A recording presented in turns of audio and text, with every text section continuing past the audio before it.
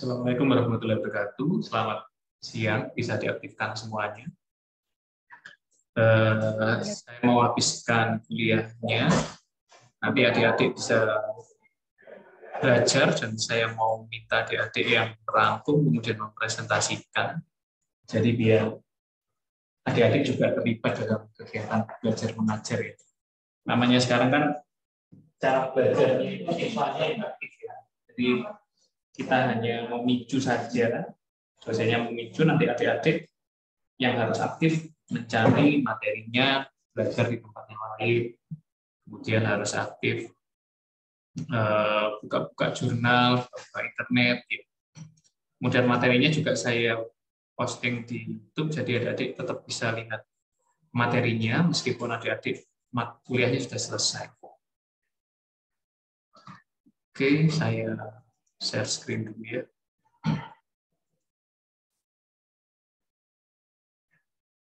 Oh, sebentar.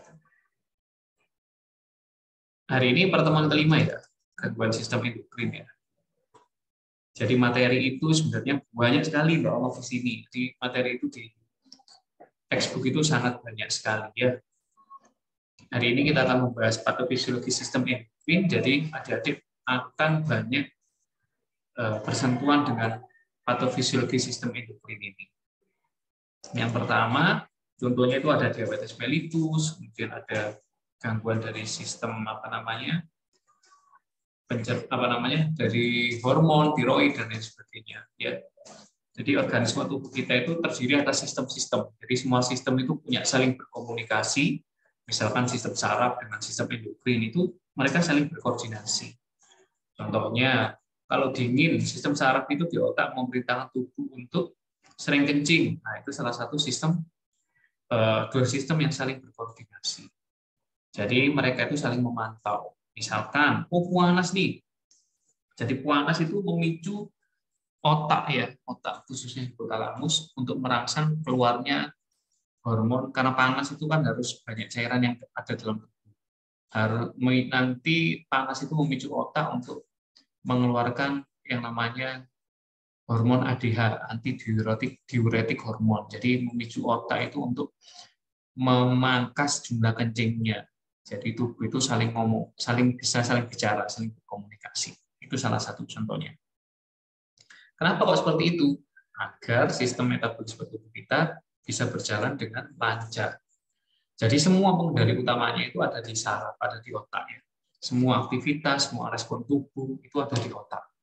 Kemudian mekanisme lain yang memungkinkan satu sel untuk mempengaruhi fungsinya itu dijalankan oleh apa? Oleh hormon. Nah, jadi hormon itu bisa sifatnya autokrin, bisa sifatnya parakrin. Autokrin itu dia mengeluarkan hormon memicu dirinya sendiri.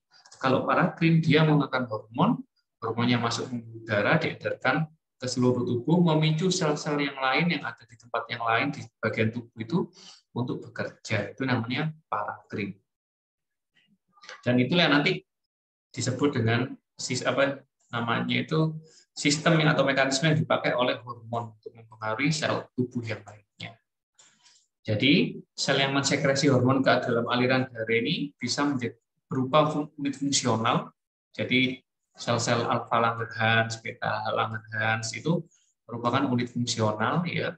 Dia bisa berada di jaringan. Kalau sel-sel yang saya sebutkan tadi beta Langerhans itu ada di pankreas.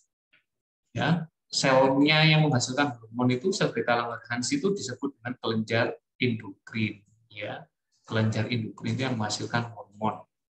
Jadi dia bersama-sama membentuk sistem endokrin atau sistem hormon. Ini saya lihat dulu yang hadir, banyak yang tidak nyala kameranya. Sebentar ya.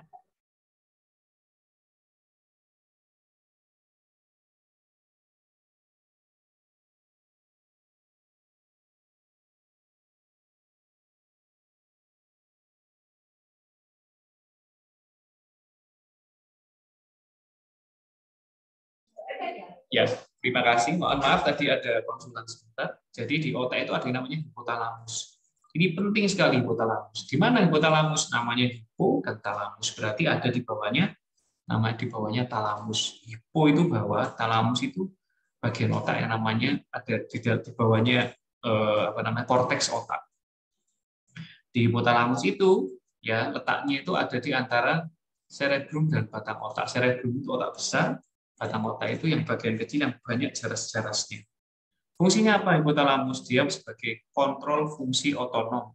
Kencing, beol, semuanya itu, atau fungsi dari sel-sel produksi hormon itu ada di sana, otonom. Otonom itu otomatis dan tidak kita sadari, tidak bisa kontrol. Ya, otonom itu tidak kita sadari, itu dia jalan sendiri. Itu namanya fungsi otonom. Kemudian hipotalamus itu bisa berkoordinasi dengan sistem saraf, kemudian sistem endokrin. Ya, sistem saraf itu nyeri dan sebagainya itu bisa. Endokrin dia bisa menghambat atau menstimulasi kelenjar-kelenjar untuk memproduksi hormon. Ya. Kemudian bisa menstimulasi sel-sel endokrin yang di kelenjar pituitari dan lain sebagainya. Apalagi fungsinya di hipotalamus, dia bisa merangsang sekresi hormon. Dia bisa mengatur suhu tubuh. Jadi kalau ada suhunya kita itu berada di Arab Saudi ya misalkan ya kita berada di suhu yang sangat panas, maka hipotalamus akan merangsang yang namanya antidiuretik hormon. Jadi tubuh tidak terjadi dehidrasi. Jadi tidak terjadi panas yang terlalu tinggi. Kemudian ada pusat emosi dan perilaku itu ada di sana. Jadi kalau mbak-mbaknya ini sukanya emosi, di sini kan saya ada mbak-mbaknya ini, ada mbak-mbak juga ini. Kalau dia gampang emosi, wah ini harus dicek ini daerah hipotalamusnya. Ya, Mbak ya. Kemudian di sana juga ada pusat rasa haus dan lapar. Jadi kalau pada bulimia, ya Mbak ya, bulimia ya, orang yang suka makan itu, coba dicek biasanya ada tumor di sana. Jadi dia gampang lapar dan lain sebagainya. Ada gangguan di sana.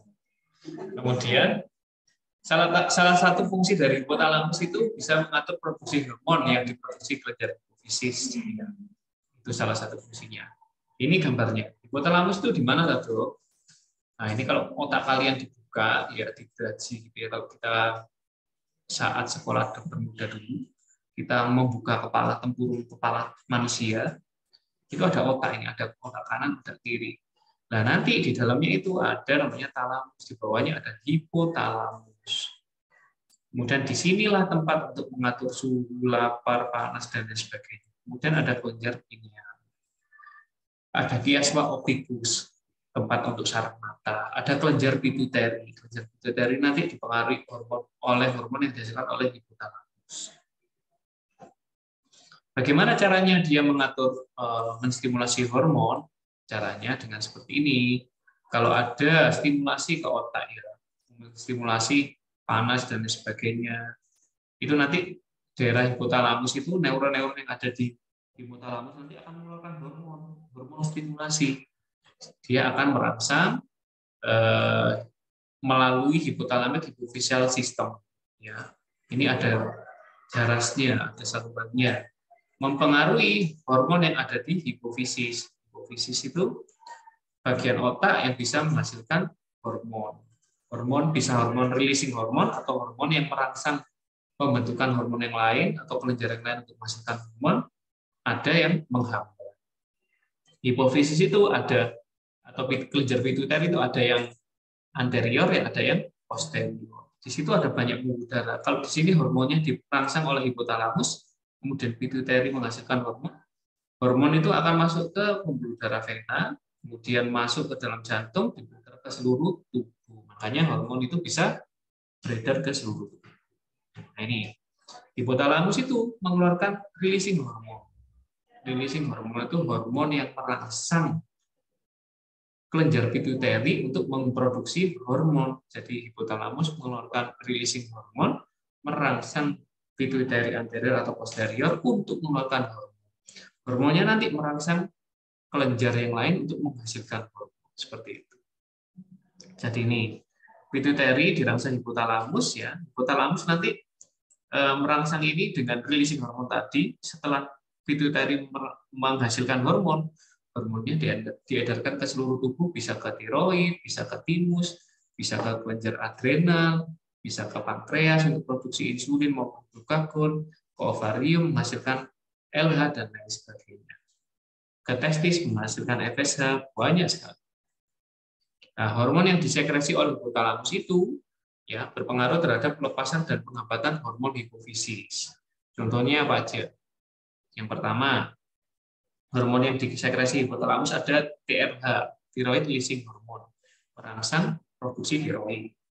Nanti ada CRH, corticotropin releasing hormone, GHRH, ini hormon pertumbuhan, growth hormone, releasing hormone.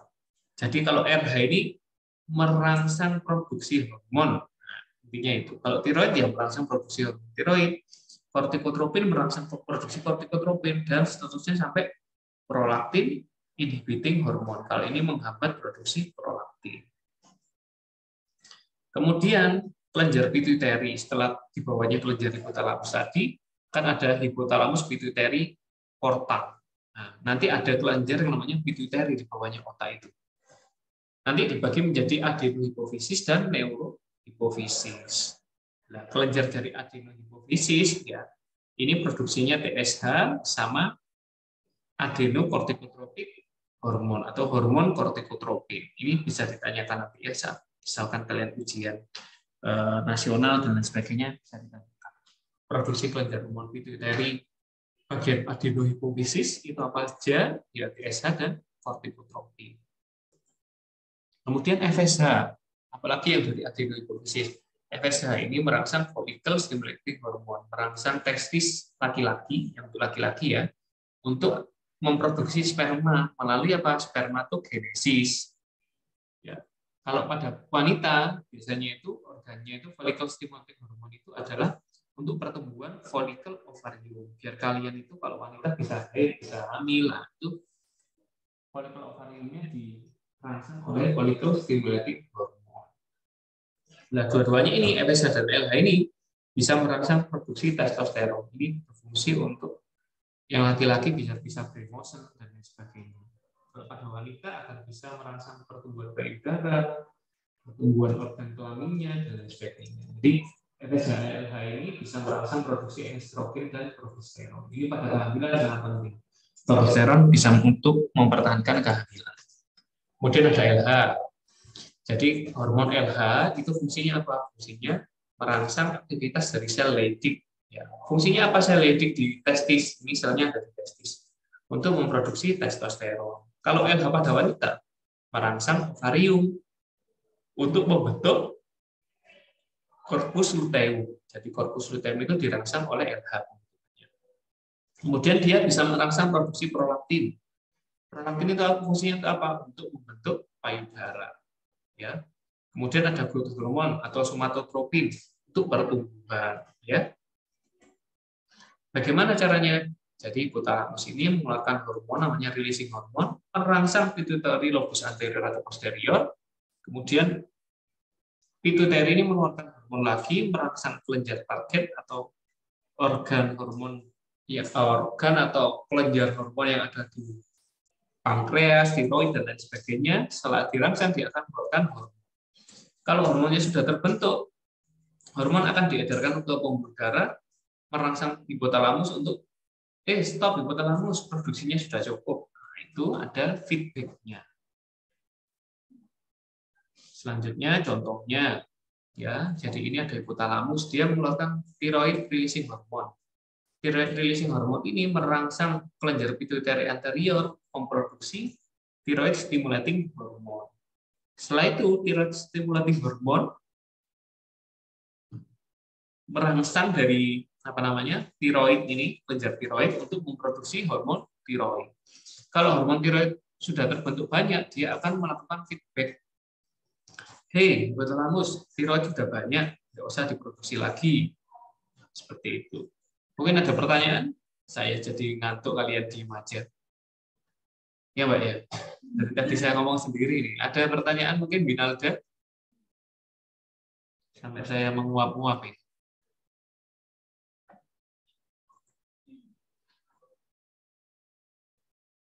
Binalda? Melati Indah, ada pertanyaan? Belum ada. Belum ada, nanti dilihat lagi ya. Bertanya, Bapak. Ya, silakan. Siapa ini? Saya Siti Aziza, Pak. Silakan tanya. Kalau semisal hipotalamusnya ini terjadi, misalkan di hipotalamusnya, kira-kira apa yang terjadi, Pak? Terima kasih. Iya, ya kalau pertanyaannya bagus ya, kalau ada kerusakan ya nanti dia releasing hormonnya akan terganggu. Biasanya kalau kerusakan di hipotalamus karena kanker, misalkan kerusakannya itu atau misalkan ini yang keganasan ya, akibat keganasan, maka releasing hormonnya akan tinggi. Kalau yang tinggi itu releasing hormon, ya orangnya kalau misalkan yang produksinya tiroid yang terangsang, orangnya akan kurus. Tapi kalau yang terangsang itu, yang jadi ganas itu hormon yang memproduksi apa namanya oksitosin misalkan, atau hormon yang memproduksi perangsang oksitosin yang paling banyak, dia payudaranya bisa membesar, kemudian yang abnormal seperti itu. Kalau misalkan hipotalamusnya rusak, ya sistem metabolismenya akan kacau. Orang itu misalkan ya, pada orang yang mengalami kerusakan hipotalamus atau hipotalamusnya tidak bisa memproduksi releasing hormon growth yang untuk spesifik growth hormon, orang itu tidak akan bisa membesar, orangnya jadi kreatin atau pendek seperti itu. Atau orangnya misalkan tidak bisa thyroid stimulating hormonnya yang terganggu akhirnya akibat TRH-nya tidak terbentuk, maka orangnya tidak bisa kurus, jadi orangnya nggak bisa normal beratnya, terjadi obesitas atau bulimia. Makanya sedikit tapi orangnya gemuk seperti itu. Tergantung rusaknya di sebelah mana. Dia gara-gara apa namanya? Gara-gara keganasan ataukah gara-gara kecelakaan. Kalau yang rusak releasing hormonnya, kemudian releasing hormon yang khusus untuk produksi tiroid, maka tiroidnya tidak terbentuk sehingga orang itu terjadi obesitas. Itu contohnya. Mungkin itu, Dik. Baik, Pak. Terima kasih. Sama-sama. Siapa yang tanya tadi? Siti Nur Aziza, Pak. Siti Nur Aziza. Mana ya? Tidak kelihatan wajahnya. Oh iya, sudah saya. Makasih Mbak Siti. Selanjutnya ada fungsi neurohipofisis. Jadi neurohipofisis itu tidak berfungsi sebagai kelenjar. Jadi hormon yang berasal dari neurohipofisis ini dibuat di hipotalamus dan disimpan di hipofisis sampai saat dibutuhkan. Dia neurohipofisis, kalau yang tadi kan adenohipofisis. Kalau neurohipofisis mengeluarkan hormon oksitosin sama ADH atau antidiuretik. Oksitosin ini biasanya pada orang melahirkan ya, mempengaruhi produksi polos pada ASI, pada payudara, sehingga pengeluaran ASI lebih gampang. Kalau ADH mencegah pengeluaran kencing. Jadi kalau pada kondisi panas yang berat itu biasanya ADH-nya akan dikeluarkan oleh hipotalamus. Atau pada kondisi yang dehidrasi, jadi ADH diproduksi banyak sehingga ginjal tidak mengeluarkan cairannya. Nah, ini ada patologi hipofisis pasdistalis yang ditanyakan Mbak Siti tadi. Ada namanya penyakit panhypopituitarisme. Jadi ini produksinya rendah sekali di hipotalamus di pituitarinya. Kalau produksinya rendah sekali, nah biasanya ini ketiaknya tidak ada. Rambut di mons pubisnya atau di kemaluannya tidak ada. Genitalnya kecil, payudaranya kecil, kulitnya pucat sama halus. Ini namanya penyakitnya panhypopituitarisme.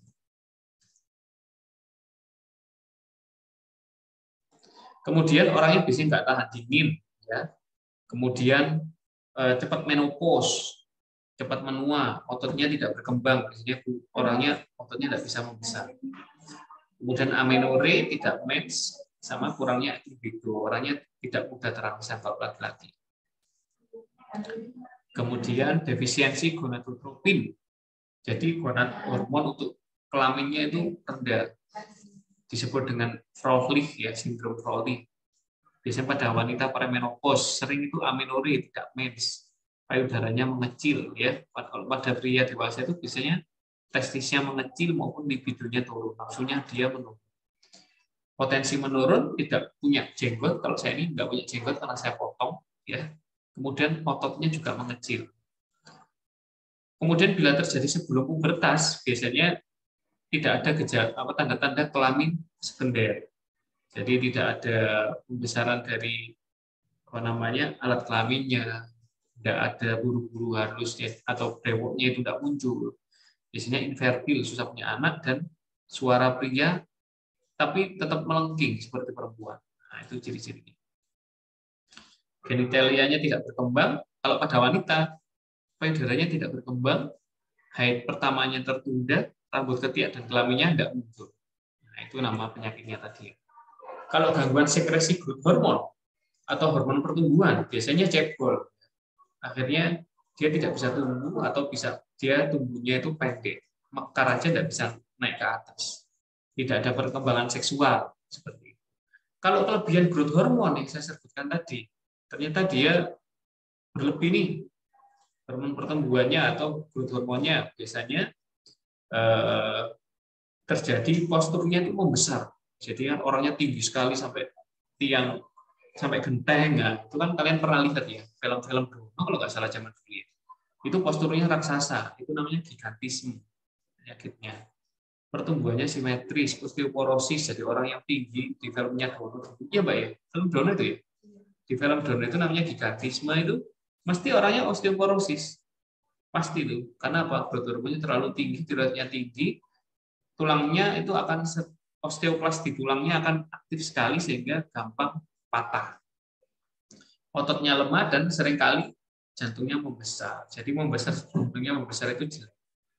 Kemudian setelah besar, kadang itu akromegali, jari-jarinya besar semua, jenggotnya memanjang, ya mukanya jadi kasar, telinganya membesar, tulang rawan, tulang rahan itu menonjol ke depan. Biasanya orang gigantisme kan seperti itu. Coba lihat-lihat di film yang kamu klik di Google, gigantisme, itu nanti muncul mukanya seperti apa, orangnya seperti apa, tulangnya seperti apa. Gambarannya persis ini akromegali. Ini gambarnya. Orang yang tinggi banget, besar banget. Ini yang menonjol ini apa namanya? Apanya ini namanya? Jenggot, dagunya itu memanjang. Biasanya seperti itu orang-orang yang gigantisme. Itu gara-gara biasanya ada tumor di daerah hipotalamusnya. Ini orang normal. Lidahnya membesar. Jadi orang-orang seperti itu lidahnya membesar. Kemudian hati parunya membesar, seringkali hipertensi, seringkali mereka impoten. Kalau wanita biasanya amenorrhea atau tidak mens. Kemudian ada gangguan fungsi kelenjar pankreas. Nah, tadi kan saya sebutkan ya. Jadi pentingnya belajar patofisiologi ini adalah saat patofisiologi endokrin itu kita belajar diabetes mellitus. Jadi ada DM tipe 1 itu tubuh tidak menghasilkan insulin. Jadi sel beta Langerhans itu tidak bisa menghasilkan insulin. Sehingga terjadi hiperglikemia. Gula darahnya banyak atau tinggi sekali. Kalau gula darahnya tinggi, akan sering terjadi poliuri, polidipsi, polifagi. Banyak kencing, banyak minum, banyak makan, tapi tidak gemuk-gemuk. Ya. Terkadang ada gangguan neuropati atau sarafnya terganggu. Banyak orang diabetes itu seringkali kebas ya tangannya. Komplikasinya ada sklerosis, gangguan di retina, ya, susah melihat, nefropati, gagal ginjal, ya, neuropati, gangguan di sarafnya, dan lain sebagainya. Ini orang diabetes mellitus itu ini biasanya penting kalau kalian mau penelitian diabetes mellitus ya. Dia bisa menyebabkan gangguan sistemik. Biasanya kalau di otak itu dia akan sering minum, ya, polidipsi, polifagi, sering makan, letargi, stupor, ya, tidak sadar ya.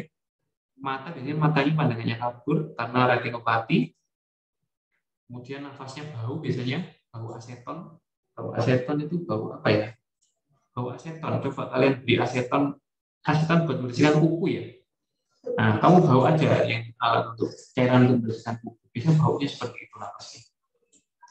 Sering muntah, sering mual, sering kencing, ya glikosuria, kencingnya ada gulanya, nafasnya kusmol dan sebagainya. Nah ini seringkali itu kalau gula darahnya tinggi, kakinya membosok kayak gini ya. Biasanya bisa diamputasi. Nah, triasnya yaitu poliuri, polifagi, polidipsi. Sering kencing malam hari, terbangun, banyak makan, tidak gemuk, gampang lemas, gampang capek, berat badan turun, ya seperti itu.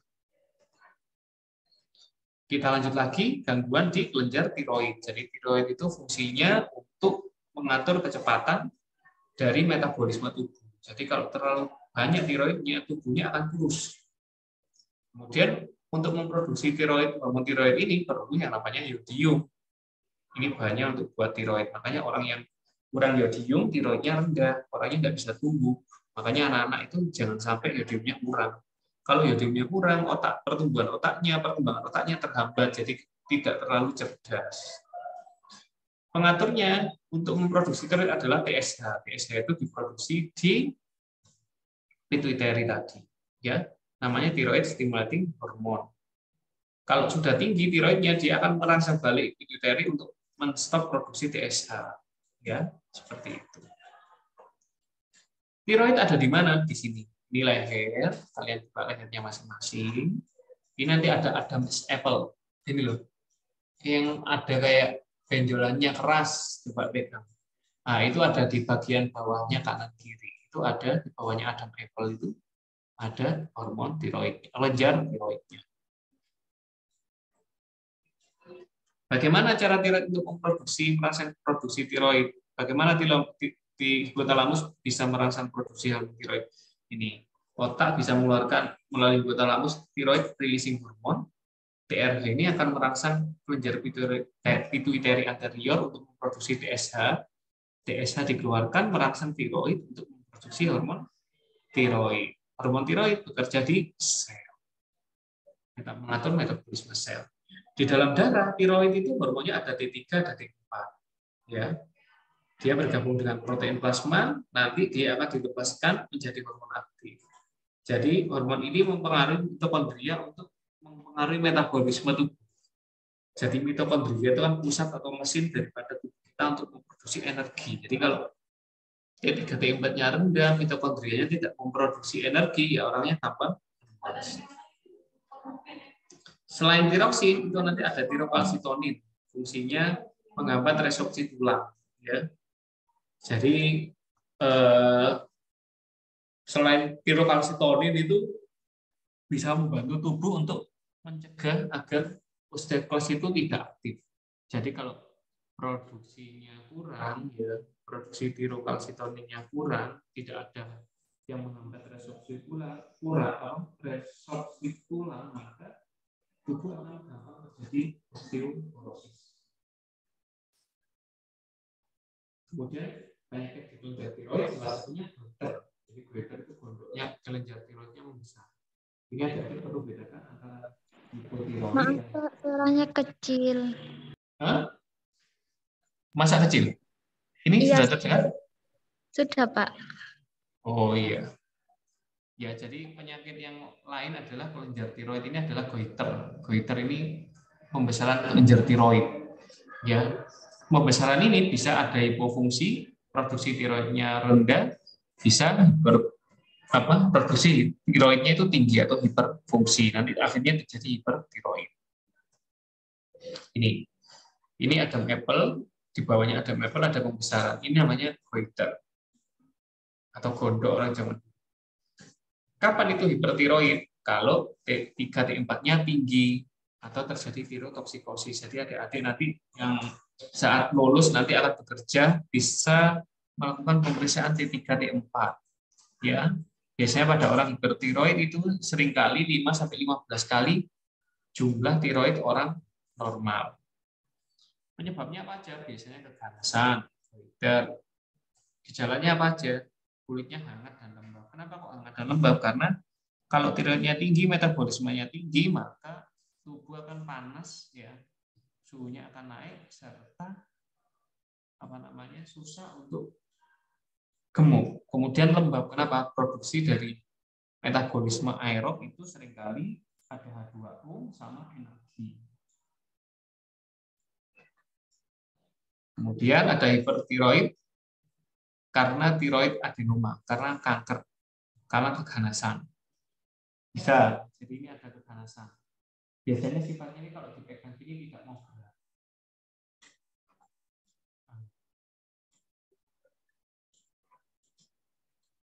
Orang-orang yang hipertiroid ini ya, yang tadi kan ini ya, hipertiroid goiter, kulitnya hangat, lembab. Ciri yang lain adalah rambutnya halus, mudah patah, sering rontok. Jadi anak-anak yang rambutnya halus, mudah patah, dan gampang rontok harus dicek. Kukunya mudah tak patah, matanya exophthalmos. Exophthalmos itu matanya mendulu. Apa mendulu itu? Menonjol. Exophthalmos itu mendulu matanya.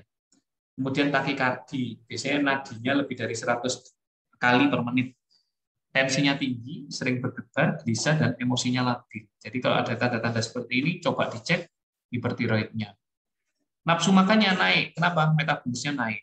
Dia akan makan terus tapi tidak gemuk-gemuk. Tapi laju metabolismenya meningkat. Makan banyak, tidak kurus, tidak gemuk-gemuk, tapi kurus. Berat badannya turun terus dan banyak berkeringat. Sedangkan hipotiroid, ya kalau tadi hipertiroid, kalau hipotiroid itu defisiensi hormon tiroid, produksinya rendah. Gejalanya sembab, mukanya bengkak. Ya, edema muka, mukanya bengkak, tangannya bengkak, kakinya bengkak, pucat, kulit dingin, sering depresi, ya. Seringkali itu IQ-nya rendah. Biasanya pada kondisi hipertiroid ini anak-anak biasanya pendek atau terjadi kretinisme. Ya, biasanya sejak bayi ya. Anaknya biasanya cebol, otaknya ini pemikirannya retardasi mental, IQ-nya rendah, malformasi gigi, biasanya giginya jarang-jarang, lidahnya terjulur, kulit kasar dan kering, dan perutnya buncit. Ini contohnya. Ya, seperti ini. Seringkali giginya nggak tumbuh sempurna, buncit perutnya. Ya, ini foto yang saya dapat. Kemudian ada misedema. Jadi misedema itu hipotiroid berat pada orang dewasa. Ini bukan anak-anak. Kalau tadi kan anak-anak. Karena penimbunan pupuk polisakarida yang bersifat hidrofilik di dalam substansi dasar di bawah kulit dan jaringan lain. Jadi misedema ini biasanya gejalanya rambutnya ini jarang. Orang dewasa tapi rambutnya jarang. Bengkak di muka, kelopak mata, lidahnya besar, dan ngomongnya lambat. Kulit pucat, suara serak, tidak gampang dingin karena tiroid itu fungsinya menghasilkan energi, tapi kalau hipotiroid energinya kurang, makanya tubuhnya dingin. Kalau kelebihan tubuhnya panas, ya, tensinya sering tinggi dan menoragi atau mensnya sedikit. Ini harus dicek ya. Kalau ada mensnya sedikit, coba sih dicek hipertiroid apa enggak, atau hipotiroid atau enggak. Ini bengkak ya, kulitnya bengkak. Kemudian ada simple goiter. Simple goiter itu gara-gara pola hidup. Karena kadar yodium di dalam air tanahnya rendah, ya, sehingga saat kita makan makanan yang ada di daerah sana, biasanya daerah gunung, itu biasanya yodiumnya kurang. Sehingga kalau yodiumnya kurang, T3, T4-nya itu bisa rendah. Caranya memeriksa itu goiter atau tidak, gara-gara yodium apa tidak, atau memang produksinya rendah, bisa dicek TSH. Kalau T3, T4-nya rendah, TSH-nya tinggi, ya berarti gangguannya itu ada di mana berarti? Asupannya. Ya, TSH-nya tinggi, T3, T4-nya rendah, berarti yodiumnya kurang. Ini bisa keluar di soal ya. Kalau T3-nya, T4-nya tinggi, kemudian TSH-nya rendah, berarti keganasan di kelenjar tiroid. Nyambung ya? Gini, yang memproduksi hormon tiroid itu kelenjar tiroid. Yang merangsang produksi tiroid itu TSH, pituitary. Kalau misalkan T3, T4-nya rendah, berarti dicek dulu TSH-nya di darahnya. Kalau TSH-nya tinggi, berarti yodiumnya kurang atau bahan pembuat tiroid, hormon tiroidnya itu kurang. Tapi kalau T3, T4-nya tinggi, ya, kemudian TSH-nya rendah, berarti curiga keganasan di tiroid. Tapi kalau T3, T4 tinggi, TSH juga tinggi, curiga keganasan di dua-duanya atau di pituitary. Seperti itu ya. Kemudian ada kelenjar paratiroid. Kalau tadi tiroid, ini paratiroid. Fungsinya apa paratiroid? Mengatur kadar kalsium serum tubuh, mengatur kadar vitamin D, kalsitonin, dan lain-lain ya.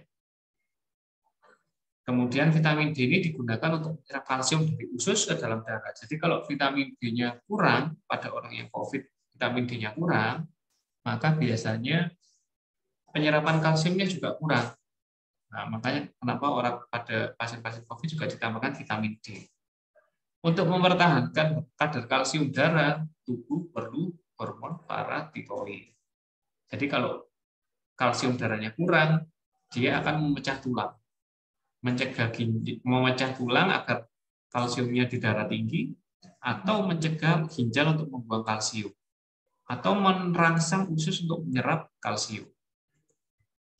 Tempatnya di mana paratiroid? Di sebelahnya hormon tiroid. Ya, kalau ini hormon tiroid, di dalamnya itu ada kelenjar paratiroid. Para itu di sebelah. Kalau ada gangguan di kelenjar paratiroid, apa saja penyakitnya? Tergantung hipo atau hiper. Kalau hipo, karena produksinya rendah, ya produksinya rendah, sehingga kalau produksinya paratiroid rendah, asupan dari kalsium itu tidak diserap di usus, sehingga kalsium darahnya rendah, tubuh akan terjadi peningkatan eksitabilitas, jadi gampang terangsang sarafnya, sehingga sering terjadi tetanus, kejang-kejang.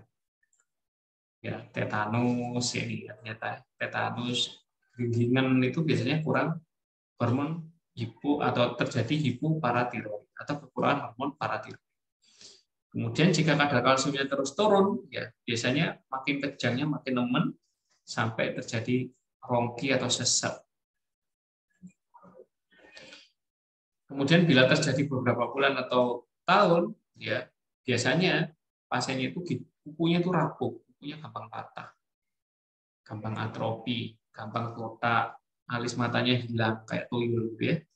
Itu curiga ke hipoparatiroid.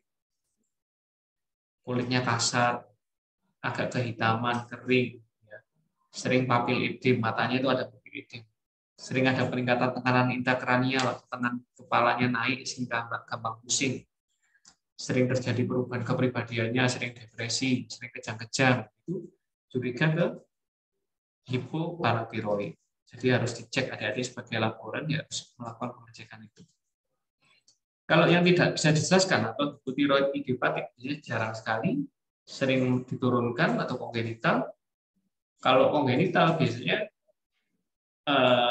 tidak adanya atau cederanya kelenjar paratiroid, atau paratiroidnya dirusak oleh tubuh sendiri atau penyakit autoimun. Nah, hipotiroid pasca bedah ini akibat operasi tiroid kepotong. Nah, itu biasanya terjadi produksi paratiroidnya rendah sekali.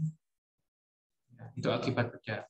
Biasanya bisa diganti nanti ya sama substitusi hormon paratiroid. Kalau misalkan waktu operasi tiroid itu terambil semua, itu bahaya sekali, bisa menyebabkan hipokalsemia berat, bisa menyebabkan tetani atau kejang-kejang tubuhnya. Kalau pseudo hipoparatiroid, biasanya terjadi osteodistrofi herediter, ya, terjadi gangguan di tulangnya, ya. Biasanya sifatnya ekstrim dominan.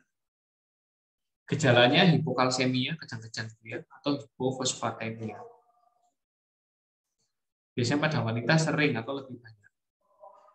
Gejalanya kalau hipoparatiroid, gangguan perkembangan tulang, perkembangan otak, retardasi mental, stunting atau pendek. Ya, stunting itu banyak, tidak ada gizi. Hipoparatiroid itu bisa stunting. Mukanya bulat, kayak saya bulat ini, tapi sekarang saya sudah nggak bulat. Iya, Firi. Nah, sudah tirus sekarang. Muka bulat, nanti yang muka bulat itu harus dicek ya. Hipoparatiroid tidak. Ya, suspek. Kemudian tulang metakarpalnya pendek. Jadi metakarpal itu tulangnya pendek-pendek. Kemudian terdapat osifikasi dan kalsifikasi jaringan lunak subkutan. Kemudian saya lanjut lagi, kalau ada hipoparatiroid maka ada hiperparatiroid. Ya, lebih sering ini dari kasusnya daripada hipoparatiroid. Etiologinya atau penyebabnya tidak jelas. Ya, biasanya ada 3 bentuk hiperfungsi, ada primer, sekunder, sama tersier. Kalau primer biasanya karena gangguan mekanisme umpan balik. Jadi kalau tubuh itu sudah produksi hormon paratiroid banyak, dia tidak bisa melakukan stop, mengingatkan hipotalamus untuk menyetop produksi paratiroid, hormon paratiroid. biasanya pada pasien-pasien didapatkan pada pasien-pasien yang sering ada batu ginjalnya. Karena kenapa? Kalau orang paratiroidnya tinggi, tulangnya akan sering dipecah dan sering juga itu hiperreabsorpsi kalsium, sehingga kalsium itu akan dibuang di ginjal, akan gampang mengendap di ginjal, akhirnya jadi batu ginjal. Sering itu terjadi hematuri atau kencingnya ada darahnya. Kenapa kok ada darahnya? Karena batu kalsium itu gampang melukai ginjal. Orang yang hiperparatiroid biasanya sering anoreksia, tidak suka makan. Anoreksia itu tidak mau makan, mual, muntah, konstipasi. Bisa terjadi osteoporosis karena tulangnya dipecah-pecah terus, atau terjadi osteomalasia, tulangnya lentur. Ya.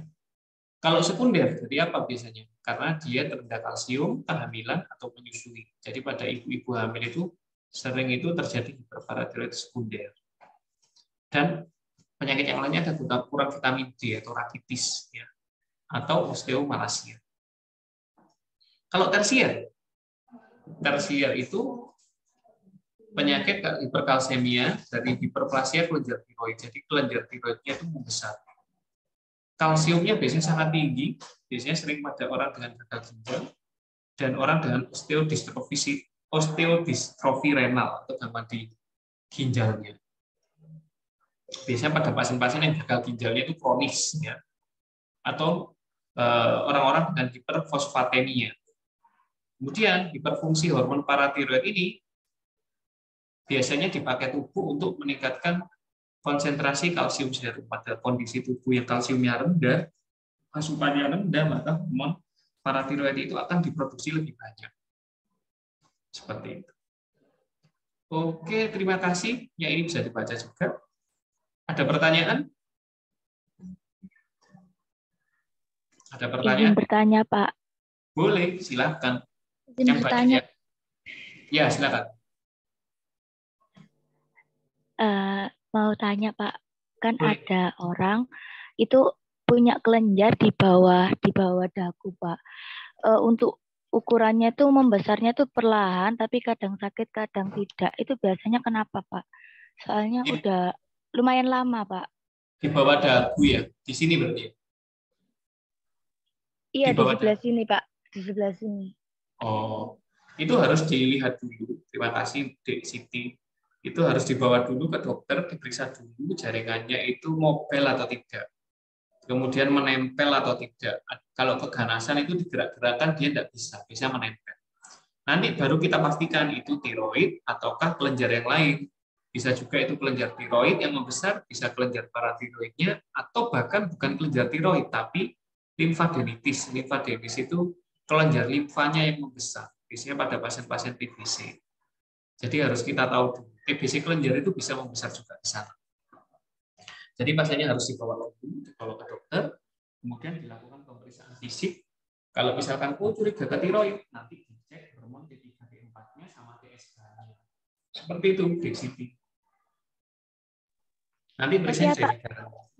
Oh iya, tapi itu nanti untuk penanganannya apa? Ikut operasi gitu untuk mengangkatnya itu. Dilihat dulu, kalau misalkan pembesarannya akibat kurang yodium, ya cukup diberi yodium, dia akan mengecil. Tapi kalau karena tumor, ya harus dioperasi. Seperti itu. Kalau misalkan gara-gara TBC kelenjar, ya cukup diobati aja. Nanti akan sembuh dengan sendirinya. Oke. Baik, Pak. Terima kasih. Sama-sama. Ada pertanyaan lagi, Mbak Melati? Ya, bertanya.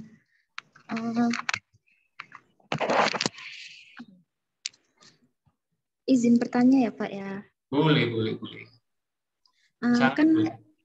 Ada ibu menyusui Pak pasca operasi. Lah itu kan operasinya kan sakit ya Pak, nyeri gitu kan, diminumin obat. Otomatis kan menyusui gitu Bu Pak. Tapi dalam menyusuinya itu tidak lancar gitu Pak aslinya. Itu apa hormonnya terganggu apa bagaimana Pak? Dan penanganannya bagaimana ya Pak? Terima kasih. Ya, sama-sama. Jadi menyusui itu kan hormonnya prolaktin. Jadi biasanya kurang merangsang di awal itu bisa menyebabkan prolaktin itu susah terbentuk. Atau cara melakukan memasukkan mulut bayinya itu salah. Jadi yang dimasukkan itu hanya puting yang hitam, tidak masuk semuanya, sehingga rangsangannya ke ibunya itu tidak pas. Kalau bayinya tidak masuk semua ke mulutnya, putingnya sama yang bagian areolanya itu, maka rangsangan terhadap otak untuk memproduksi oksitosin itu akan rendah. Jadi biasanya nanti produksi ASI-nya rendah, salah menyusui bisa. Kemudian kurang gizinya kurang atau kurang asupan makanannya itu juga bisa turun nanti asupan dari air susunya. Selain itu jarang dikasihkan ke anaknya itu juga bisa. Macam-macam sih penyebabnya. Nanti coba dicek lagi ibunya itu seperti apa cara menyusuinya, makanannya, stres pun juga bisa. Jadi orang stres itu terganggu hipotalamik itu dari aksis, akhirnya prolaktinnya terganggu, tidak bisa produksi, air susunya juga tidak akan produksi dengan baik. Jadi orang hamil melahirkan yang menyusui itu tidak boleh stres. Seperti itu. Ada lagi? Mau bertanya, Pak. Siapa ini? Rijul? Kalau misalnya kita PMS gitu ya Pak ya, kan kadang itu ada yang sampai lama gitu, itu apa ada gangguan hormonnya atau gimana, atau ada penyakit lain? Ya itu namanya metroragi ya, mensnya banyak atau menometroragi sudah banyak di luar jadwal itu bisa. Itu nanti adik-adik bisa cek dulu. Sering nggak seperti itu, parah nggak, sering nyeri nggak. Adik-adik bisa cek hormon FSH-nya, LH-nya, estrogennya atau progesteronnya. Atau mungkin adik-adik ada gangguan ya, stres juga bisa pemicunya. Adik-adik sering makan makanan seperti McD, KFC atau makanan apa namanya, saya nggak salah nyebut merek ya. Makan makanan siap saji yang hewannya itu disuntik dengan beberapa hormon yang fitoestrogen. Nggak hanya itu aja sih, jadi minum susu kedelai terlalu banyak itu juga bisa mengganggu produksi hormon estrogen dan lain sebagainya, sehingga orang itu mensnya bisa memanjang dan lain sebagainya. Stres itu juga bisa. Kemudian penyakit-penyakit seperti endometriosis dan lain sebagainya itu juga bisa menyebabkan mens lebih panjang dan lain sebagainya. Harus dicek dulu, Dek. Ada lagi? Apa itu nanti bahaya kalau kita waktu hamil, Pak? Biasanya sih enggak. Tapi nanti kalau penyebabnya hanya gangguan karena stres, seperti itu biasanya saat hamil enggak ada masalah. Tapi kalau misalkan gangguannya itu gara-gara kista, penyebabnya endometriosis, ada keganasan baru, ada gangguan seperti itu. Ya harus segera diperiksakan lebih awal. Itu deh. Ada lagi? Ini enak ini. Harus banyak tanya karena bisa menyangkut kesehatan kalian. Pak, ya. izin bertanya. Pak, izin bertanya lagi, Pak. Silakan. Iya. Pertanyaannya. Pada pasien mempunyai penyakit itu loh, Pak. Tadi loh. Itu loh, diabetes. Terus itu kenapa rata-rata kok ada yang meninggal ya, Pak? Iya. Ya meninggal karena tidak minum obat teratur. Kan sudah dioperasi, Pak. Diabetes? Iya. Apanya? Dioperasi apanya? Kakinya, Pak. Oh, ya. Jadi karena orang masih dioperasi kakinya, kalau tidak teratur minum obat, gula darahnya tidak terkontrol, itu ginjalnya akan rusak. Kalau ginjalnya rusak, ya harus cuci darah rutin. Akhirnya mati-mati juga. Kalau cuci darah kan ya ginjalnya sudah tidak bisa mengeluarkan racun, tidak bisa melakukan detoksifikasi. Biasanya kalau kakinya sudah diamputasi, itu biasanya infeksinya sudah luar biasa. Sudah terkadang itu malah infeksinya sudah sampai kemana-mana, terjadi ARDS atau sepsis. Kalau sepsis itu biasanya bisa sampai meninggal pasiennya. Itu deh. Komplikasinya biasanya pasien-pasien seperti itu sudah berat. Banyak komplikasinya. Jantungnya kena, ginjalnya kena, otaknya kena, luka juga, SIRS juga, atau terjadi systemic inflammatory response syndrome yang dimaksud SIRS. Ada lagi? Terima kasih. Sama-sama. Pak izin bertanya. Ya. Apa? Iya Siti, kamu kok menghilang? Siapa yang tanya? Mauridatus dulu Pak. Oke, siap. Silakan Mauridatus. Pak izin bertanya, itu kan tadi kalau diabetes kan sampai ke saraf-saraf, itu kok bisa sampai kena mata ya Pak? Biasanya tuh penglihatannya tuh agak bunar gitu, kayak nggak bisa terang gitu loh Pak. Ya, ini saya jelaskan nanti di sistem sirkulasi. Kenapa kok sampai mata? Gula darah itu kan diedarkan melalui pembuluh darah. Ya, kalau gula darahnya tinggi sekali, kemudian di mata itu ada namanya pembuluh darah. Untuk mata itu namanya arteri yang ada di mata ya. Arteri saya agak lupa sih sebentar. Arteri yang di retina itu akan diguyur atau akan penuh dengan gula. Jadi darah itu kan di arteri. Jadi nanti gulanya akan banyak. Kalau gulanya banyak, maka gula itu akan menyedot cairan yang ada di retina. Sel-sel retinanya akan mengalami ini deh, penyedotan cairan. Jadi shrinkage namanya. Shrinkage itu sel yang ada di retina akhirnya mengkeret. Kalau sel di retina mengkeret, fungsinya terganggu, lama-lama sel retinanya mati. Akhirnya kalau retinanya mati, sel retinanya mati, akhirnya kalau saat kalian lihat cahaya atau lihat barang-barang yang bening-bening itu nggak bisa. Kerusakan di retinanya. Sarafnya yang di mata rusak. Nah, itu penyebab dari gangguan di mata. Kenapa kok matanya kabur? Lah ini selain itu nanti karena pembuluh darah di mata itu banyak gula, akhirnya nanti lensa matanya akan keruh juga. Coba kalian nanti buat eksperimen, cari daging atau tumbuhan ya, kamu bikin larutan gula, kamu masukkan daging atau tumbuhan tadi. Nanti kamu potong tumbuhannya atau dagingnya, kamu lihat di bawah mikroskop, nanti selnya akan mengkeret, namanya shrinkage. Seperti itu. Tak lanjut ya, di patogenitas sistem sirkulasi ini pertemuan terakhir ini berarti. Biar ngerti sekalian. Jadi, oke, nanti bisa tanya-tanya di sesi selanjutnya. Jadi di sirkulasi itu kalian harus belajar hipertensi, hipotensi, CAD, jantung koroner, infak miokard atau pembuluh darah jantung yang buntu ya, kardiak aritmia atau aritmia jantung atau denyut jantungnya tidak teratur, kardiomiopati, tromboemboli dan varises. Ini nanti akan berhubungan dengan diabetes mellitus dan lain sebagainya. Yang pertama hipertensi. Hipertensi ini adik-adik harus tahu karena adik-adik juga harusnya bisa melakukan tensi orang itu paling tidak itu ngertilah caranya. Karena nanti saat adik-adik mau mengambil darah itu kan harus bisa tensinya berapa, ambil dulu apa diturunkan dulu ya tekanan darahnya, seperti itu harus tahu. Jadi hipertensi itu tekanan darah yang tinggi, ya. Sistolnya tinggi, diastolnya tinggi. Jadi suara sistol itu suara yang pertama kali muncul, kalau diastol yang hilang terakhir. Ya, nanti dengarnya pakai stetoskop. Penyebabnya apa hipertensi? Meningkatnya cardiac output, jadi curah jantungnya meningkat, darahnya volumenya meningkat, dinding pembuluh darahnya meningkat, ya. Jadi pembuluh darahnya kalau sering nggak olahraga itu pembuluh darahnya kaku, makanya orangnya sering hipertensi. Nah ini normalnya ya, pada orang hipertensi pembuluh darahnya ini akan tebal, kemudian kaku. Orang normal enggak, dia akan elastis, ya seperti ini. Kalau elastis ya lubangnya banyak. Tensinya nggak terlalu tinggi.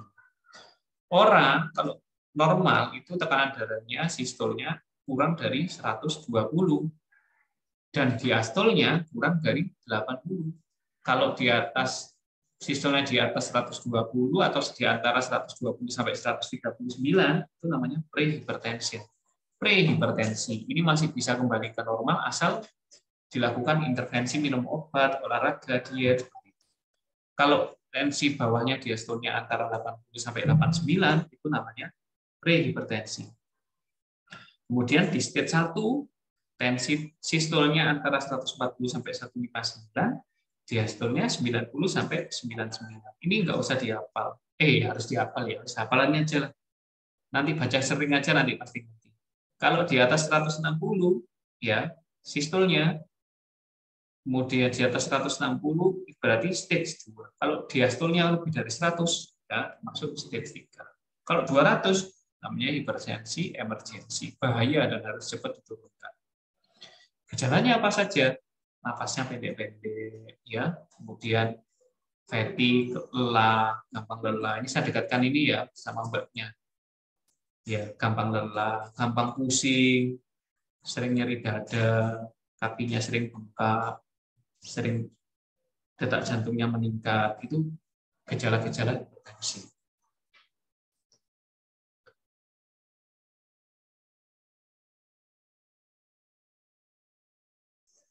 Jadi faktor resiko hipertensi apa aja? Usia, ya. Berarti kalau semakin manula itu semakin resikonya tinggi.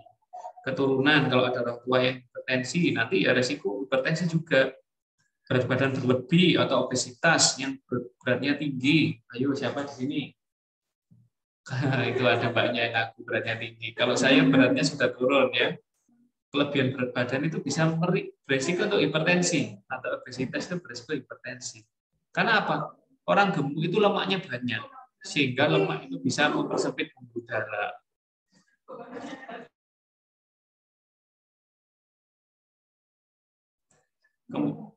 Kemudian, kalau berat badannya tinggi, oksigennya semakin butuh banyak. Kemudian, kalau oksigennya butuh banyak, makanannya juga butuh banyak. Jantung memompanya juga pasti akan berat. Karena apa? Volume darah yang dibutuhkan lebih banyak. Kemudian sering makan asin, ya, makan asin itu hati-hati. Jadi kalau banyak makan garam itu sering terjadi penumpukan cairan dalam tubuh karena natrium atau garam itu menyerap air. Kemudian ini ya, tensi itu dikontrol oleh batang otak daerah sini. Dengan apalagi dengan pembuluh darah, ada namanya reseptor vasokonstriksi, ada RAS sistem, renin, angiotensin, adrenal. Ini akan mengatur adrenal, kemudian beta reseptor, seperti itu.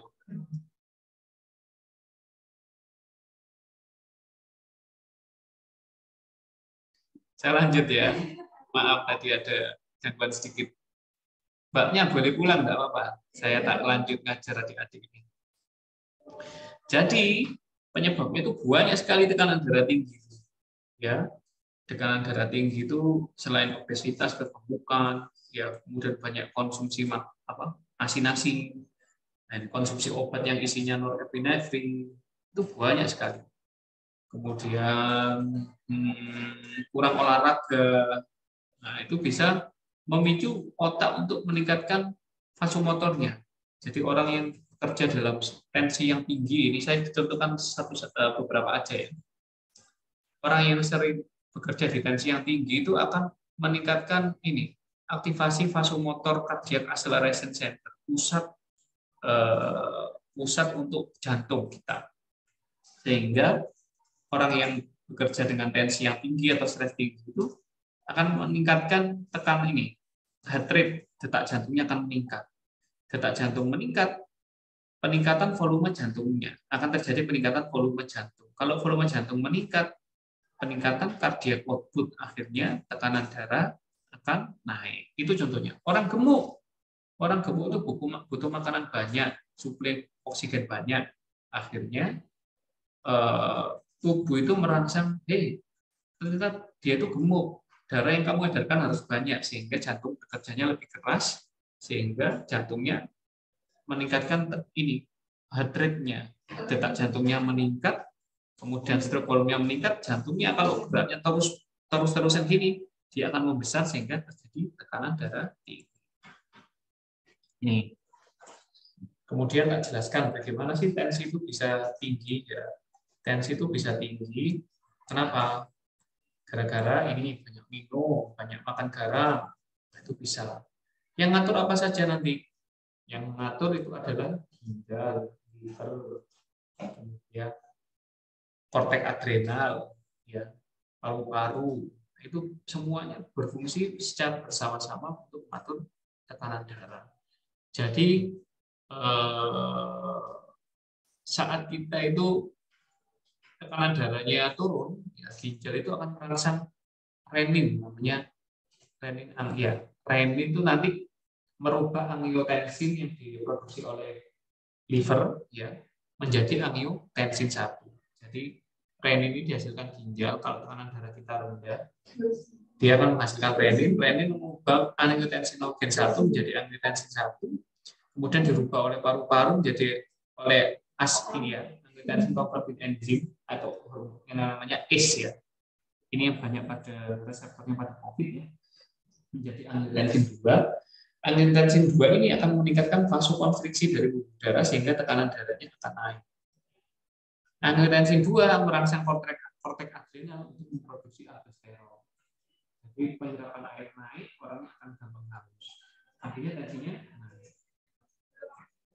Pusing nggak ini kalian? Pasti pusing. Jadi di liver itu menghasilkan angiotensinogen, ya tadi kita jelaskan. Angiotensinogen dirubah oleh renin menjadi angiotensin 1. Angiotensin 1 nanti dia akan dirubah oleh ACE, ya. Angiotensin converting enzyme menjadi angiotensin 2. Dia akan merangsang aktivitas parasimpatis atau tekanan jantungnya nanti. Pembuluh darahnya akan menyempit, ya.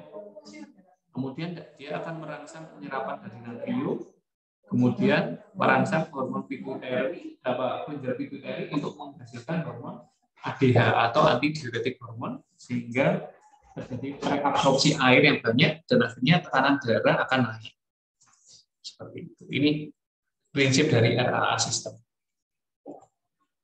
Ini apa saja yang mempengaruhi pembuluh darah ini berkontraksi? Banyak sekali. Pertama, stres, makanya jangan sering stres. Perempuan atau laki-laki, orang laki-laki sering tekanan darahnya tinggi. Angiotensin, gen. Jadi kalau bapak kalian itu atau ibu kalian tensinya tinggi, biasanya anaknya juga sering tensinya tinggi. Otak, jadi tidak boleh sering stres. Kalau sering stres itu nanti pembuluh darahnya akan sering berkontraksi. Kemudian jantung, ya, penyakit jantung atau namanya kegiatan seperti olahraga, dia bisa meningkatkan stroke volume, ya, sehingga tekanan darahnya bisa naik. Makanya kalau kalian dikejar anjing atau ketakutan itu nanti tekanan darah kalian akan naik. Ginjal, ya, jangan banyak makan yang asin-asin. Nanti tensi kalian juga bisa kalah. Kemudian kegemukan, ya, insulin, umur itu bisa mempengaruhi. Kemudian apalagi yang lain? Yang lain adalah estrogen. Perempuan itu bersyukur. Kenapa? Perempuan itu menghasilkan tubuhnya menghasilkan estrogen. Estrogen ini bisa menyebabkan vasodilatasi, jadi bisa menurunkan tekanan darah. Kalau laki-laki, testosteron itu merangsang kontraksi dari pembuluh darah sehingga seringkali tekanan darahnya tinggi. Makanya orang laki-laki, anak laki-laki sini sering tekanan darahnya tinggi, tamuan. Ya. Jadi perempuan itu resiko hipertensi lebih rendah. Kenapa? Karena estrogen. Ya, seperti itu. Kemudian estrogen reseptornya itu di wanita itu banyak. Estrogen reseptor alfa sama beta. Kemudian jarang stres, ya, perempuan, sehingga tekanan darahnya biasanya itu sering rendah. Komplikasi dari hipertensi apa saja? Bisa stroke. Kalau tensinya tinggi, kemudian pembuluh darah di otaknya pecah, ya bisa stroke. Kalau yang pecah di kanan, yang lumpuh di sebelah kiri. Kalau yang pecah di pembuluh darah kiri, yang lumpuh sebelah kanan. Ini yang ditanyakan tadi, kenapa dok kok orang diabetes itu kok sering vision loss atau gangguan di retinanya? Sama. Jadi selain hipertensi sama diabetes mellitus itu bisa merusak pembuluh darah di retina, arteri di retina, sehingga terjadi damage blood vessel, kerusakan pembuluh darah di retina, akhirnya loss of vision, penglihatannya berkurang. Rusaknya pembuluh darah, aterosklerosis, kalau di jantung bisa serangan jantung, heart attack. Kalau rusaknya di ginjal, makanya orang yang tekanan darah tinggi selama itu bisa gagal ginjal. Jadi pembuluh darah di ginjalnya akan rusak, kemudian bone loss, tulangnya akan kropos, ya, seperti itu. Kemudian ini yang batasan tadi, ya, tekanan darah normal itu berapa, antara 100 sampai 60. Hipotensi itu bisa menyebabkan apa saja.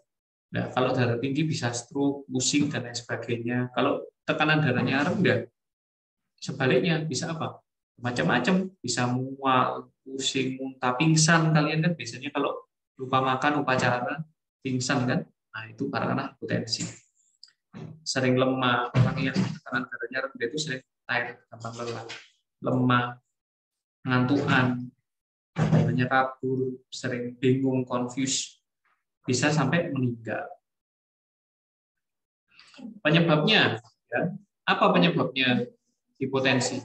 Biasanya ada kehamilan, masalah pada jantung, gangguan katup jantung, ya, masalah pada endokrin, ya, biasanya penyakit paratiroid tadi, hipokalsemi atau hiperkalsemi, gula darahnya rendah, kurang minum, perdarahan akibat kecelakaan, septikemia, infeksi yang parah, alergi yang parah. Jadi kalau pada orang yang alergi yang parah itu, tubuh akan produksi histamin. Ya. Histamin diproduksi banyak, akhirnya pembuluh darahnya terjadi vasodilatasi. Akhirnya tensinya akan turun. Kurang nutrisi. Ya.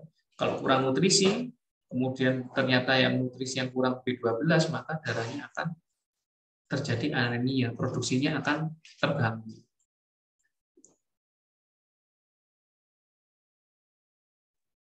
Kemudian apa ada lagi karena banyak minum obat seperti diuretik, seperti tiazid, ya. Oke, beta blocker biasanya obat-obat ini ya untuk orang gangguan jantung, obat Parkinson, obat untuk ereksi, ya obat untuk ereksi itu yang ereksi itu alat kelaminnya, tetapi pembuluh darah yang lain dia akan melebar, akhirnya biasanya hipotensi bahkan meninggal. Ya, kemudian faktor resikonya ini usia lebih, orang yang lansia, anak-anak, konsumsi obat-obatan seperti itu. Hipotensi ini biasanya menurunkan cardiac output. Kalau cardiac output atau volume darah yang keluar itu turun, bisa terjadi ini aritmia. Biasanya gara-gara aritmia ya. Cardiac output yang turun itu gara-gara aritmia atau gangguan irama jantung, bisa bradikardi itu nadinya rendah, takikardi nadinya tinggi, fibrilasi ventrikel, gangguan katup jantung, hipovolemia, ini bisa perdarahan, kurang minum, diare, dehidrasi. Kalau pembuluh darah biasanya vascular vasodilatasi atau obstruksi. Di sini emboli di paru-paru. Kemudian ada penyakit coronary artery disease atau arteriosklerosis. Apa itu arteriosklerosis atau coronary artery disease? Jadi penyempitan di pembuluh darahnya. Kenapa? Karena ateroma. Ateroma itu adalah biasanya gara-gara strik ya, gara-gara lemak yang nempel, kemudian terjadi luka di endotel ya, ada plak ya di endotel, plak arteriosklerosis. Akhirnya muncullah sel-sel makrofag yang akan makan lemak itu. Setelah dia muncul gini, terjadilah numpuk lemaknya, akhirnya buntu. Kalau buntu tidak bisa dilewati, terjadi coronary artery disease atau arteriosklerosis. Kalau di jantung bisa menyebabkan infak jantung bahkan meninggal. Arteriosklerosis ini seperti ini gambarnya. Ini pembuluh darah normal, jadi nggak ada pembuntuan. Lama-lama terjadi plak, menimbun lemaknya, ya akhirnya sempit seperti ini. Akhirnya pembuluh darahnya sangat sempit, buntu. Akhirnya kalau di jantung harus dipasang ring, ya. Nah, ini grade 1. Jadi kalau ada lemak ya dimakan oleh makrofag namanya foam cell akan menjadi fatty streak. Setelah itu jadi extracellular fatty streak grade 3. Ada lipid core ya grade 4 sampai grade 5. Ini nanti bisa buntu total atau bisa pecah. Ya, terjadi inflamasi. Biasanya kalau kena jantung akan terjadi nyeri dada. Jadi nyeri dada mendadak, kemudian orangnya sesek, itu biasanya nyeri dada sebelah kiri, menjalar ke lengan kiri, itu curiga penyakit jantung. Ya, diingat-ingat ya, nyeri dada sebelah kiri, menjalar ke lengan kiri, itu biasanya penyakitnya sakitnya jantung. Dada kiri, atau tembus ke belakang. Kemudian kalau ada seperti itu, langsung dibawa ke rumah sakit, ke UGD. Cepat dibawa ke UGD. Kalau buntunya di otak biasanya stroke. Ya, stroke itu cirinya apa? Pelo, tiba-tiba pelo, dan diajak ngomong itu orangnya tidak jelas. Nah, itu stroke. Lumpuh, separuh badannya atau dua-duanya juga bisa. Nah, ini penyakit jantung koroner atau coronary heart disease atau CHD atau iskemi jantung itu gara-gara penyakit jantung atau pembuntuan di pembuluh darah jantung akibat itu tadi ada akumulasi plak tadi, ada aterosklerosis tadi, nyerinya di dada kiri, menjalar ke lengan. Ya, kenapa kok bisa stroke? Karena jantung itu butuh oksigen banyak. Kalau butuh satu di sini, ya sudah mati selnya dalam waktu beberapa jam. Penyebabnya apa saja coronary artery disease atau penyakit jantung koroner ini, pembuluh darah koroner ini? Pertama, resikonya itu adalah usia, kalau menopause, diabetes, merokok. Jadi kalau orang merokok itu pembuluh darahnya semakin keras ya, tidak semakin elastis sama semakin keras. Darah tinggi, lemaknya tinggi atau dislipidemia, TG-nya tinggi, kolesterolnya tinggi, lemaknya banyak, ya ada riwayat keluarga serangan jantung. Penyakit-penyakit seperti ini, homosistein, fibrinogen, bla bla bla, banyak sekali. Itu bisa menyebabkan, kalau semuanya muncul, ini bisa menyebabkan CAD atau penyakit jantung koroner. Seperti itu. Cirinya penyakit jantung koroner, yang pertama, apalagi nyeri dada kiri atau angina pectoris, menyerang di tangan, menjalar ke tangan kiri. Gangguan tidur, muntah, nyeri dada tadi ya, gangguan saluran cerna atau indigestion, mual, lemah, itu ciri-ciri dari serangan. Atau gangguan penyakit coronary artery atau coronary heart disease atau penyakit jantung koroner. Kemudian ada infak miokard. Apa itu infak miokard? Infak miokard itu kelainan pada jantung karena nekrosis. Kalau buntu tadi, pembuluh darahnya sudah buntu, kemudian tidak bisa memberi makan, sel jantung akan mati. Sel jantung yang mati ini namanya infak miokard. Nekrosis dia, ya, pembuntuan darah. Akhirnya kalau nekrosis, jantungnya tidak bisa bergerak lagi, akhirnya henti jantung bahkan bisa meninggal. Kalau infak miokard, cirinya wajah, nyeri dada, lama, menjalar ke bahu kiri, nyeri dadanya sebelah kiri, menjalar ke lengan sampai rahang, sesak napas, detaknya jantungnya kenceng, keringat dingin berlebih, nah itu tanda-tanda infak miokard. Nah ini gimana kok bisa Pak Dokter? Ya ini pembuluh darahnya di sini ini buntu. Pembuluh darahnya di sini buntu, akhirnya di sini tidak dapat makan, akhirnya terjadi infak. Infak itu mati selnya. Nah ini kalau sudah infak, nanti gangguan kontraktilitas jantung, bisa terjadi stroke, bisa terjadi gangguan irama jantung, tensi, sel jantungnya mati atau tisu nekrosis, terjadi CHD, congestive heart disease, tamponade, gangguan irama jantung atau aritmia, jantungnya tidak bergerak, tidak normal sudah, dan lain sebagainya, akhirnya pasiennya bisa meninggal.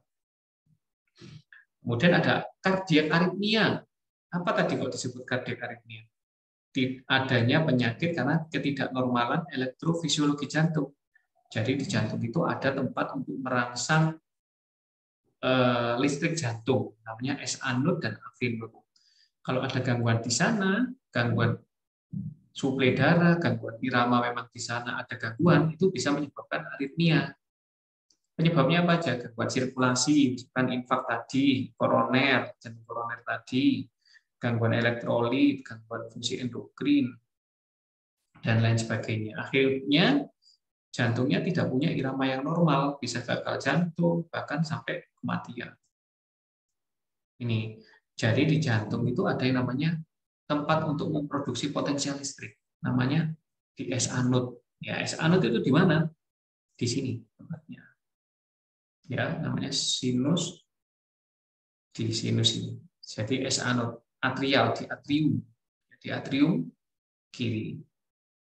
Jadi nanti fungsinya dia menghasilkan listrik yang merangsang jantung untuk bergerak secara normal 60 sampai 100 kali per menit. Ya. Seperti itu. Kemudian kalau ada SA node, ada AV node, atrioventricular node. Letaknya di sini.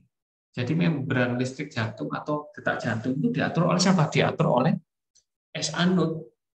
Nanti makanya kalau kalian belajar di EKG itu ini fungsinya ada gambaran kayak sandi rumput. Kalau kalian belajar pramuka, ya QRS ini kontraktilitas bilik jantung atau ventrikel jantung. Ya, kalau T itu relaksasi ventrikel jantung. Nah ini SA node, nanti listriknya dilemparkan ke semuanya. Nah, ini orang normal itu punya gambaran jantung seperti ini, rekam jantungnya, EKG-nya, elektrokardiografinya. Jadi ada QRS, normal, jaraknya sama. Kalau nggak normal, fibrilasi atau aritmia tadi ini, nah, jaraknya harus dekat jauh, seperti itu ya. Nah ini, SA node itu fungsinya mengontrol utama, sedangkan AV node itu mengontrol kedua, biasanya pada pada saat jantung mengisi. Jadi saat jantung kontraksi itu SA node yang bekerja, akhirnya jantungnya bisa memompa gini. Kalau AV node sebaliknya. Ya. Kalau AV node ini rangsangannya ke sini, ke daerah ventrikel. Kemudian SA node itu mengatur jantung berkontraksi 70 sampai 80. Bisa sampai 100, bisa saat kalian dikejar anjing, kalian ketakutan, bisa sampai 100 kalian emosi, bisa seperti itu. Dia kalau sudah ada listriknya di sini, dia akan diantarkan ke AV node. AV node ini akan dibatasi, akan ada filter, jadi biar tidak terlalu kencang. Masuk ke berkas his, kemudian ke serabut bukinya. Serabut bukinya itu ada di semua otot jantung. Jadi gerakannya jantungnya terkoordinasi dengan baik. Kalau ada gangguan impuls, ya biasanya nanti akan ada gangguan irama jantung atau aritmia jantung. Kenapa kok bisa aritmia? Yang saya jelaskan tadi, pertama bisa gara-gara iskemia, infak jantung, infak miokard, radang pada jantung, demam rema, miokarditis, struktur jantungnya rusak, ada katupnya rusak dan sebagainya, gangguan elektrolit, hipertiroid itu bisa menyebabkan aritmia, penggunaan obat maupun gangguan pada otak. Nih, angina pectoris, nyeri dada tadi. Apa itu nyeri dada? Biasanya pada orang-orang itu disebut angin duduk. Jadi kalau ada orang, aduh nyeri, kok aku masuk angin, habis itu orangnya meninggal. Nah, biasanya disebut angin duduk itu gara-gara itu. Jadi ada pembekuan di pembuluh darah koroner, akhirnya jantungnya terjadi nekrosis, ototnya tidak berfungsi jantungnya, akhirnya tidak bergerak lagi, akhirnya pasiennya meninggal. Rasanya itu biasanya pas nonton TV, duduk-duduk, biasanya nyeri pada dada langsung, menjalar ke lengan kiri, rahang kiri, bahu kiri, sesak napas, biasanya pasien sampai meninggal. Itu yang disebut angina pectoris atau angin duduk. Kalau kardiomiopati itu otot jantungnya yang bentuknya itu error, bermasalah. Jadi tipis sekali dan rongganya besar sehingga saat dipompa itu tidak maksimal. Jadi kardiomiopati itu gangguan otot jantungnya, dinding jantungnya melebar. Nah, penyebabnya apa saja? Bisa gen, infeksi, tekanan darah tinggi yang lama, gangguan katup jantung, miokard infak, gara-gara minum alkohol yang kronis, banyak alkohol, banyak pakai kokain atau obat-obat terlarang, dan gangguan neuromuskular. Nih. Kemudian ada sakit jantung yang lain, apa gangguan di katupnya. Katup itu normalnya nutup ini, tapi orang nggak normal buka gini. Aneurisma, jadi pembuluh darahnya seperti balon membesar, tiba-tiba bisa pecah, pasiennya bisa meninggal. Coronary artery disease, jantung koroner, terbentuk plak, dan lain sebagainya. Kalau ini kardioaritmia, gangguan di SA-nya, AV-nya. Kemudian dilatasi ventrikel, ini namanya penyakit yang tadi, kardiomiopati, ya. Ini otot jantungnya mengecil, rombanya terlalu besar. Perikarditis, selaku jantungnya yang terinfeksi. Kelainan katup jantung, macam-macam. Ada gangguan di aorta, dan lain-lain. Ya, aortic valve, ada gangguan di mitral valve. Ya. Biasanya pada pasien-pasien ini penyebabnya apa? Merokok, alkohol, kurang oksigen, kurang nutrisi, sama gangguan genetik atau turunan. Tromboemboli biasanya pada orang yang varises di bawah, ya, varises di kaki itu bahaya. Bisa tiba-tiba lepas, mungkin jalan, masuk ke paru, bisa emboli paru, bisa meninggal, bisa masuk ke jantung, bisa gangguan stroke embol, infak miokard. Kalau di otak bisa stroke. Jadi yang punya varises, tolong hati-hati. Ya, varises dia. Ya, kenapa kok bisa varises atau deep vein thrombosis? Biasanya gara-gara fraktur. Kemudian habis olahraga nggak langsung dikencengin gitu. Kemudian kelemahan dari katup venanya, ya stasis vena, tidak pernah olahraga, kegemukan, itu bisa menyebabkan varises. Hamil, ya estrogen yang tinggi pakai KB bisa. Nah ini gangguan di sistem koagulasi tubuh, fibrinolisis itu bisa menyebabkan tromboemboli.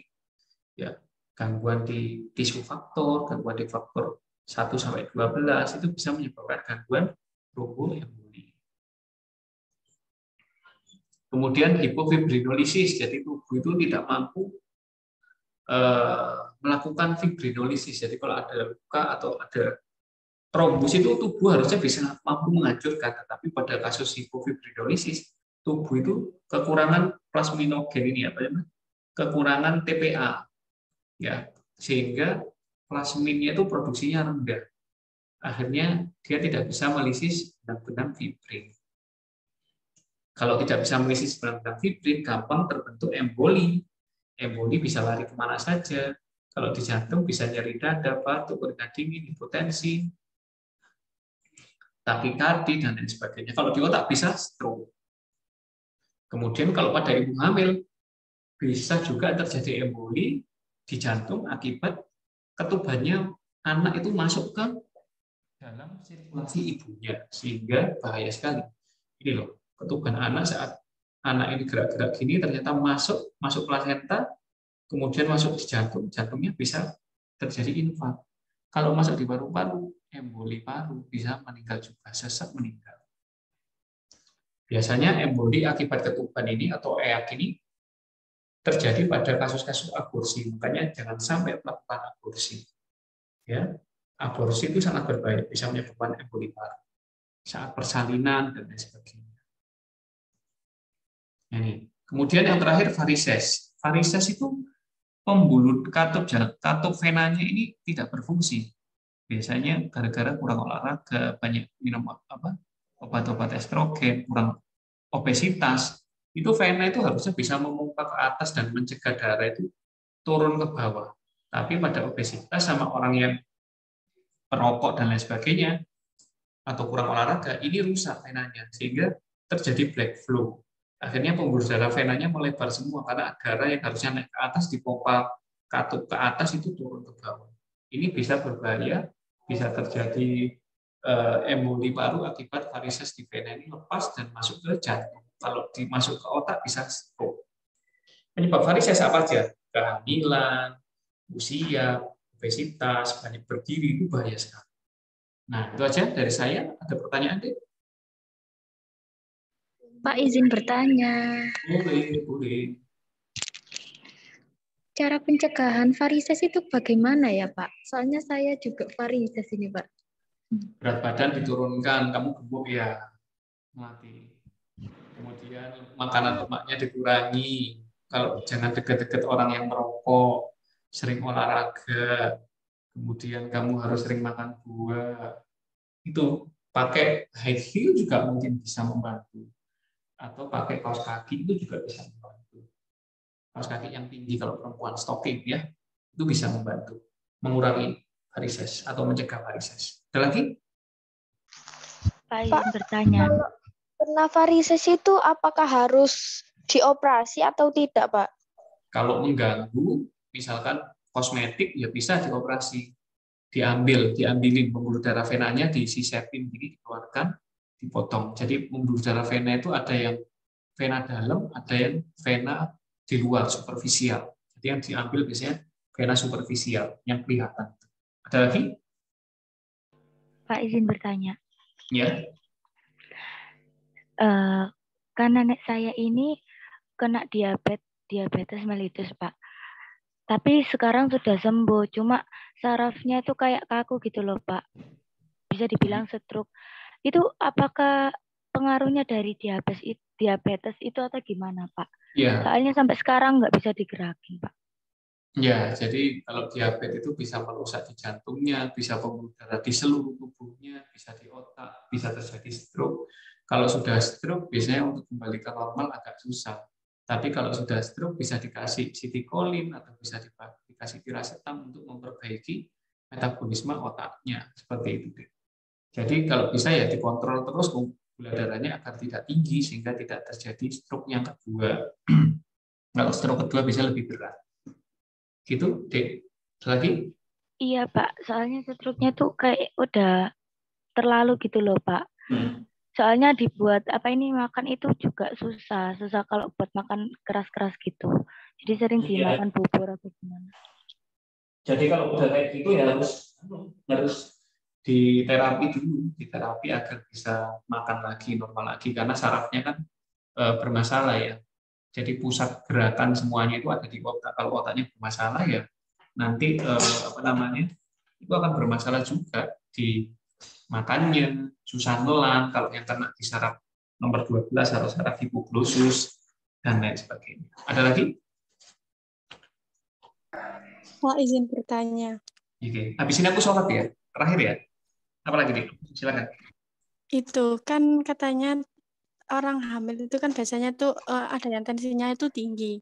Nah, itu kan harus cepat-cepat dioperasikan. Terus setelah dioperasi itu, Pak, katanya tuh salah satunya itu bisa terselamatkan. Terus pas setelah dioperasi, ternyata itu dua-duanya itu tidak bisa diselamatkan. Itu kok bisa ya, Pak, kayak gitu? Iya, itu namanya preeklamsia. Preeklamsia itu kita tidak upaya penyelamatan itu mesti ada, tetapi nanti itu kan juga selain Allah yang berkehendak juga sewaktu kita bawa itu apakah sudah telat, apakah belum. Jadi namanya preeklamsia. Biasanya kalau preeklamsia itu solusinya dikeluarkan bayinya, dilahirkan lebih cepat dan biasanya bisa diberi FGSO4 dan sebagainya.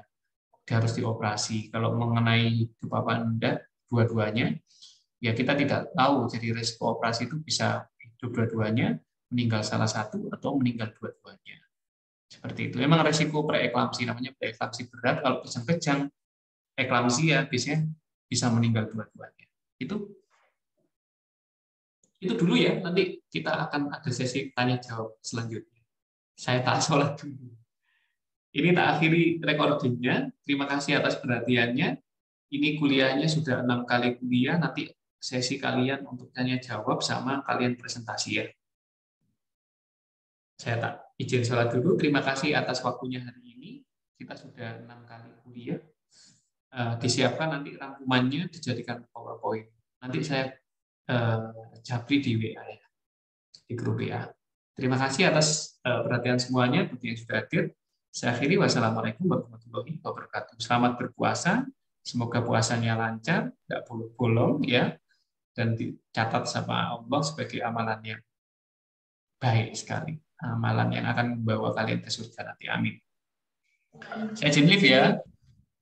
Iya, Bapak. Terima kasih Pak atas materinya. Waalaikumsalam. Sama-sama.